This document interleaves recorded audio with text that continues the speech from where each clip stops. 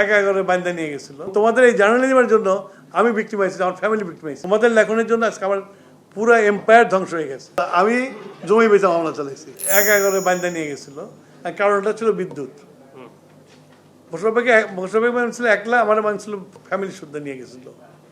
এবং এই বিদ্যুৎ মন্ত্রণালয়ে বহু ইনকোয়ারি করছে, বহু কমিশন বসেছে, আমার বিরুদ্ধে কোনো এলিগেশন পায় নাই। কিন্তু ওই যে তোমরা লিখছো যে পল্লী বিদ্যুৎ নিবিড়ীকরণ প্রকল্পের অধীনে আমরা কিনছিলাম, আমরা পোল কিনছিলাম আমরা। তো তোমরা পোলটার কথা লিখছো, আর যে এই ট্রান্সফরমার কিনছি, তার কিনছি, ইনসুলেটর কিনছি, ওগুলো কথা লেখো নাই তোমরা। This is the journalism. এবং তোমাদের এই জার্নালিজমের জন্য আমি ভিক্টিমাইজ, আমার ফ্যামিলি ভিক্টিমাইজ হয়েছে। আজকে বলতেছি তোমাদেরকে কথাটা, আমি তোমাদের জার্নালিজমের জন্য আমি ভিক্টিমাইজ হয়েছি। সুতরাং আমি কিন্তু এখন অ্যাভয়েড করি, কারণ আমি তো সে সাপোর্ট তোমাদের কাছে পাইনি। তোমরা লিখছো, লেখে তোমরা দায় খারাজ করছো।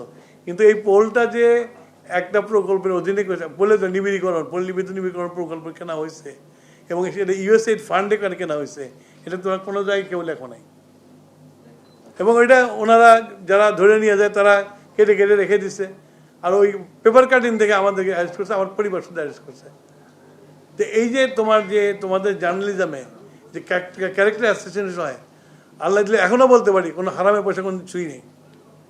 Because my father told me যে আগে নিজের টাকা বানাবি, তারপর পলিটিক্স আসবি।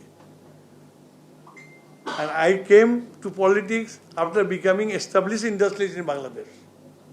And তোমাদের লেখনের জন্য আজকে আমার পুরো এম্পায়ার ধ্বংস হয়ে গেছে। একটা ইন্ডাস্ট্রিও নেই আমার, কোনোটা বন্ধ হয়ে পড়ে আছে, কোনোটা হয়ে আছে। এবং আমার ছেলে বেচারা ওই বিলাত থেকে এসে এইগুলো ঘাড়ে নিয়ে এখন চুল ছাড় হয়ে গেছে। প্লিজ, যা করছো তোমরা আমার পরে করছো, অন্য কোনো মন্ত্রী করো না। এটা তোমাদের মধ্যে আমার একটা অনুরোধ থাকলো। এখন আমার আই হ্যাভ নাথিং। ওই আমি মাঝে মাঝে বলি, আমার যে পিয়নটা আছে ওকে রেখে দিছি, ও রিটায়ার করছে, ওকে রেখে দিছি।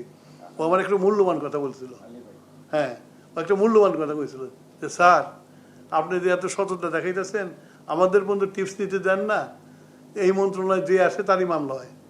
তা আপনি এখন ডিসাইড করেন আপনার পকেটের টাকা দিয়ে মামলা চালাবেন নাকি এখান থেকে কামাই করে নিয়ে মামলা চালাবেন।